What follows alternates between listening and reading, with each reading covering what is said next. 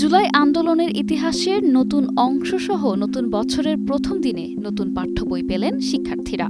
নতুন পাঠ্য বইতে ইতিহাস অংশে পরিবর্তন আনতে জোর দেওয়ার কথা আগেই বলেছিলেন বই ছাপানোর দায়িত্বপ্রাপ্ত সরকারি প্রতিষ্ঠান এনসিটিভির চেয়ারম্যান অধ্যাপক AKM রিয়াজুল হাসান। এবছরও আমরা শিক্ষাবর্ষের শুরুতে সকল শ্রেণীর জন্যই পাঠ্য বই আমরা হাজির করার জন্য সকল প্রস্তুতি আমরা নিয়েছি। জুলাই আগস্টের ছাত্র জনতার গণ আন্দোলন বাংলাদেশের ইতিহাসে একটি টার্নিং পয়েন্ট, আর এই কালোজয়ী ইতিহাস এবার জায়গা করে নিল বাংলাদেশের নতুন শিক্ষাবর্ষের নতুন পাঠ্য বইগুলোতে। সেই সাথে মুক্তিযুদ্ধের ইতিহাস বিষয়ক একই অধ্যায়ে লেখা হয়েছে বঙ্গবন্ধু শেখ মুজিবুর রহমান ও জিয়াউর রহমানের স্বাধীনতার ঘোষণার কথাও।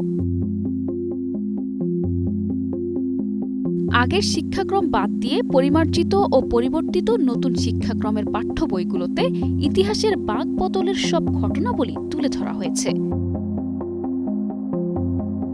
নতুন বইতে উঠে এসেছে ক্ষমতাচ্যুত আওয়ামী লীগের ১.৫ দশকের সরকার পতনের নেতৃত্ব দেয়া ছাত্র জনতার আন্দোলনে নিহতদের নিয়ে রচিত শহীদের বীরগাথা। আর বাদ পড়েছে আন্দোলনের জনরোষের মুখে দেশ ছেড়ে পালিয়ে যাওয়া শেখ হাসিনার বাণী ও ছবি। যুক্ত হয়েছে জুলাই আগস্ট আন্দোলনের গ্রাফিটি।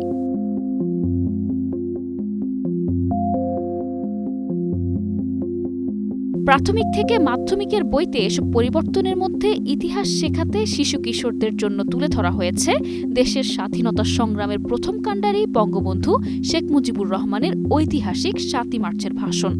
সেই সাথে নতুন করে অন্তর্ভুক্ত হয়েছে জিয়াউর রহমানের স্বাধীনতার ঘোষণা। অপরদিকে মুক্তিযুদ্ধে দেশি বিদেশি সহায়তা ও পাকিস্তানের পক্ষে কোন দেশ অবস্থান নিয়েছিল সেগুলোও বইতে রয়েছে। যুক্তরাষ্ট্র ও চীন যে স্বাধীনতা যুদ্ধে পাকিস্তানের পক্ষে অবস্থান নিয়েছিল সে ইতিহাসও প্রতিফলিত হয়েছে বইতে। আছে স্বাধীনতা সংগ্রামে বাংলাদেশের বন্ধু গিটারিস্ট জর্জ হ্যারিসনের সেই কনসার্ট ফর বাংলাদেশের ইতিহাস।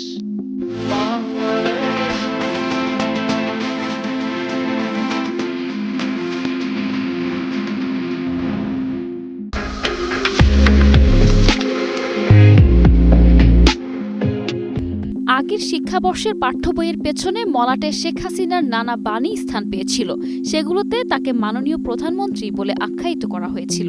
নতুন বছরের বইতে সেগুলো বাদ দিয়ে এক এক বইতে জুলাই আগস্ট গণ আন্দোলনের এক এক গ্রাফিটির ছবি দেয়া হয়েছে।